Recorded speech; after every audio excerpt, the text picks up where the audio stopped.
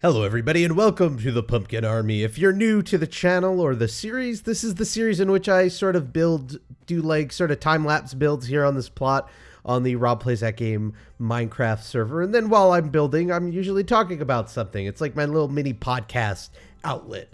And as with previous episodes, I kick off the episode by inducting some new patron level members to the Pumpkin Army. As you can see, this world is inhabited by pumpkins, and most of these pumpkins are free pumpkins that anybody could, join by answering the question of the week. But the patron level pumpkins are people who support Rob Plays That Game and Rob Plays Those Games on Patreon, and they get a specially ranked pumpkin. And today we have 3 pumpkins to induct to the patron level. Let's go ahead and head on down to induct them. We've got Patron Scribe, Jacob Rocks MC123. We've got Patron Scribe, Haydonian. And we have Patron Seer, Philmon11, who's actually here in person too, because he happens to be on while I was recording.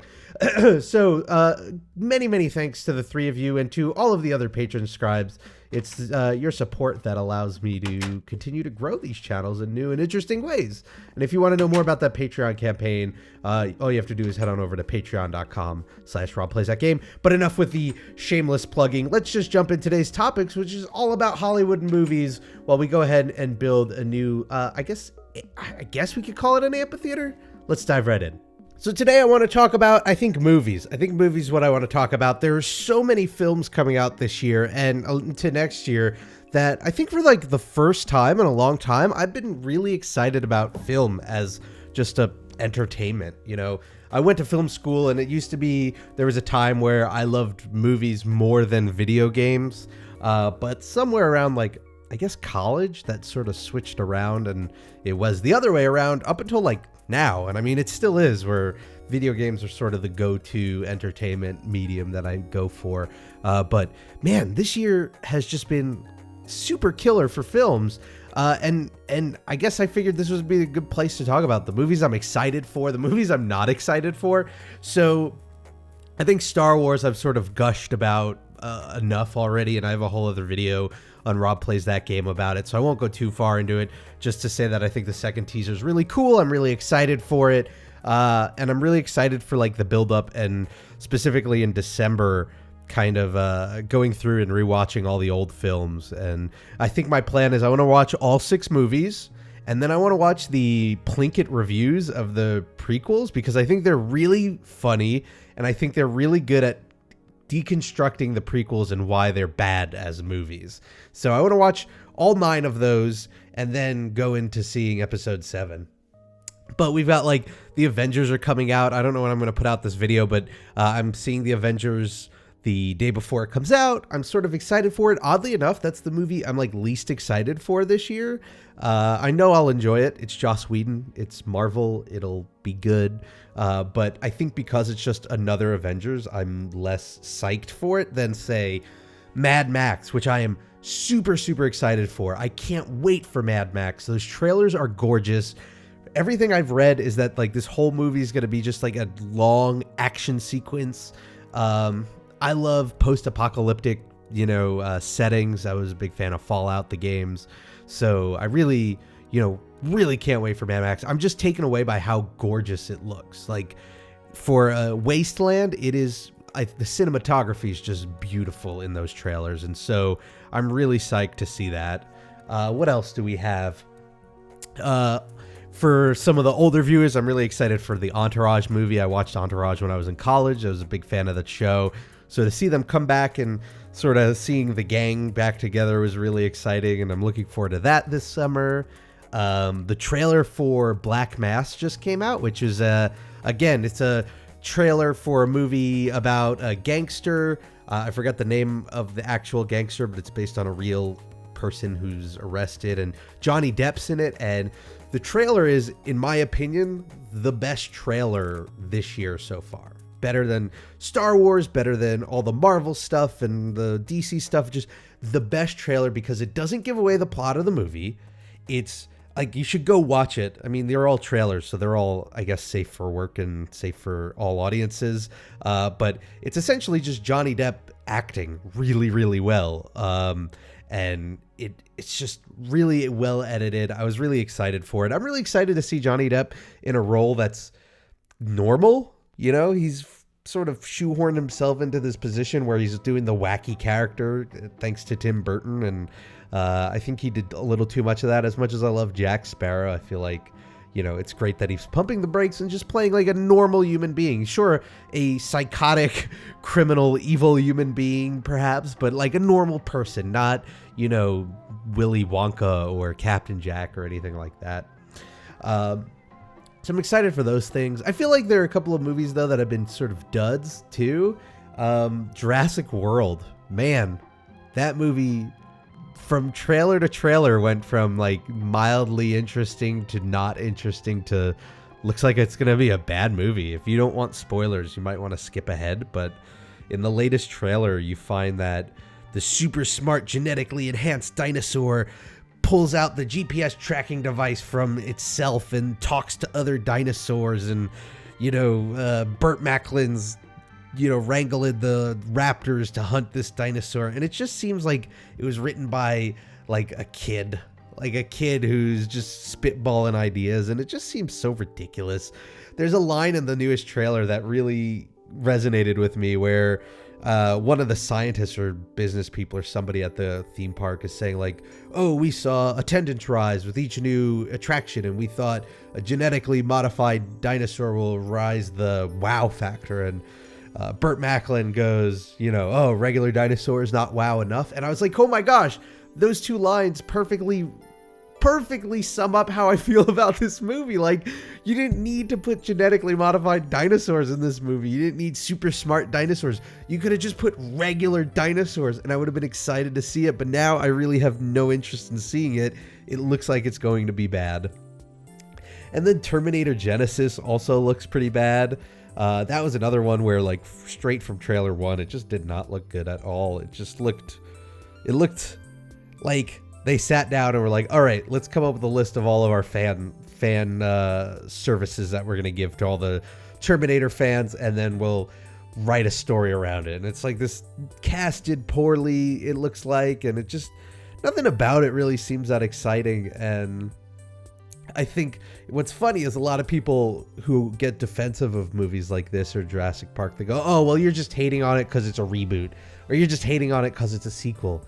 It's like, no, I'm excited for the Avengers. I'm excited for Mad Max. I'm excited for a new Star Wars. I'm clearly totally fine with reboots and revisiting old series, but these two just don't look good. They look like they're poorly executed. They look like the kind of reboots you would have seen 10 years ago when they weren't trying very hard. And now you look at these others by comparison, and like, Mad Max looks gorgeous, and it looks like it's going to be different from the originals, but still enough like it that it still feels like it, and that's an important balance to strike.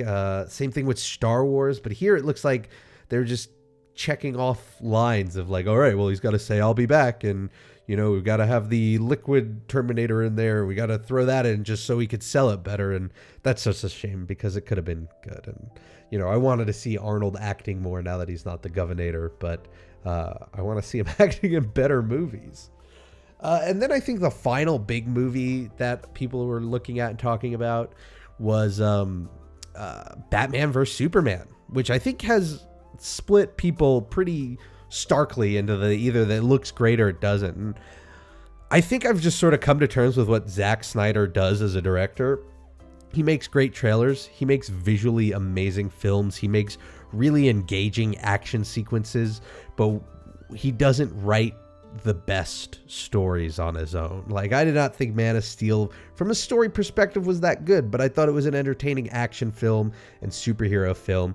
I think Watchmen was amazing and fantastic, but then again, it was essentially a movie copy of the book, so I don't really credit Zack Snyder with putting that together. And then like 300 was like cheesy, silly, but like really cool action. So I'm expecting more of the same. I'm in the camp of people who thinks Ben Affleck will make a good Batman. I'm in the camp who thinks Jesse Eisenberg will make a good Lex Luthor. So I'm really excited to see how these actors portray these characters.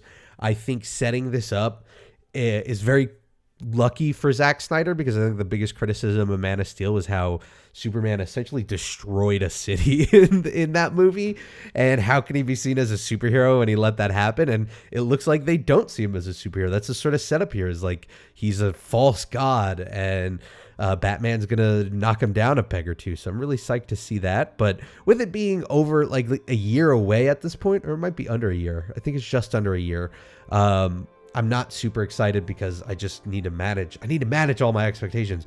First, I'm really excited for Mad Max, then Entourage, then, you know, Star Wars, Black Mass, whenever that comes out. And then I can get excited. And then I think movies like Ant-Man will just sort of, I don't know. Ant-Man's going to be like a wild card.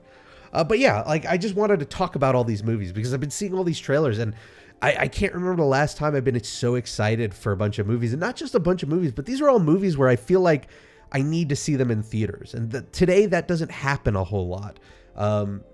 You know, there's some movies, maybe I think Black Mass might be one where I can wait for it to be on Netflix. Because, you know, I save the film movie theater experience for like big action movies where I want to see it on the big screen with the big audio systems. And that's what we're getting a lot of throughout the year. So I'm really excited for it. But yeah, let's finish up building. I'll add some new pumpkins to the pumpkin army, and then I'll throw out the question of the week this week.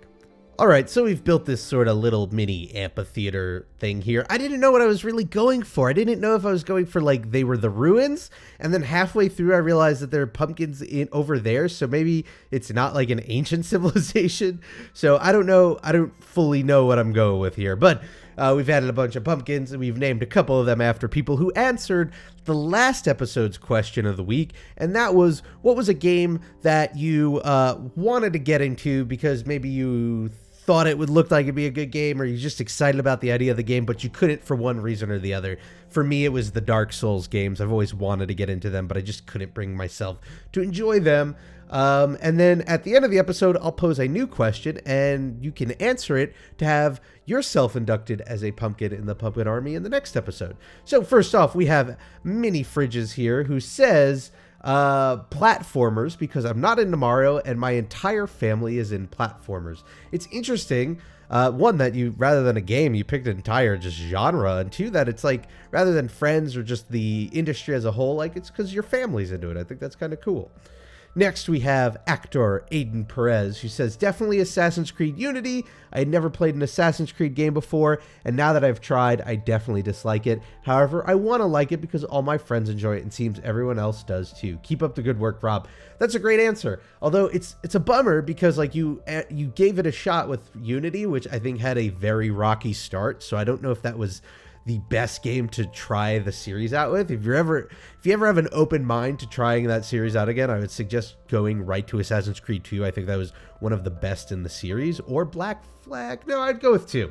2 I think is a good one. If you don't like 2, then you're just not a fan of the series, and that's perfectly fine. But I think Unity had enough problems when it came out that might turn people off. I know Assassin's Creed fans who didn't like Unity for those reasons. Anyway, next up we have Ender Dragon 160, who says, I was hyped about Five Nights at Freddy's 3. I absolutely love the backstory, but it turns out there were so many jump scares, I couldn't stand it. I kind of feared number 2 went... number 1 wasn't even bad, but I can't play number 3. I didn't even like number 1, so I guess I feel you there. Although I never at any point really wanted to get into Five Nights at Freddy's. I feel like jump scares are just cheap horror, so they don't really interest me. And then we've got Wackrafter. I don't know how you'd pronounce that. Wackrafter 8, who says, mine is Skylanders. I thought it would be fun. I wanted it to be, but I couldn't enjoy it. Turns out getting the traps for the trap team put my money down the drain, and it's so boring. Never got into Skylanders either, although I don't know what the traps thing is, how that works, but you know, I know Disney Infinity is similar to Skylanders, and I can see how it could be a big money sink, just that sort of franchise as a whole. Look at them just trying to fish the pumpkins. Anyway, the question for this week has to do with what I was talking about earlier, which is films. I think it's a big year for films this year. I think there's a lot out that, you don't have to be a certain type of film fan to be satisfied this year. I think there's a lot of everything. And so my question for you this week is, what movie are you most excited for? Is it Star Wars? Is it a Marvel movie? Is it one of the more serious films like Black Mass? Is it for Batman vs. Superman? I guess that's for next year, but that would work too. What's the most anticipated film you've got going on right now, and why? Answer that, and then you might be inducted into the Pumpkin Army next week. Anyway, I want to thank you all for watching. If you have a topic you'd like for me to discuss, I realize I agreed to talk about a couple of topics last time, but I was sort of overwhelmed with all this movie stuff that I needed to talk about movies. But if you have a topic idea, feel free to let me know in the comments below, or you can let me know on Twitter. I'm at RobPlays. I want to thank you all for watching. Whatever you're doing this week, make the most of it because it makes it that much better. And I hope to see you next time for the next episode of the Pumpkin Army. Bye, everybody.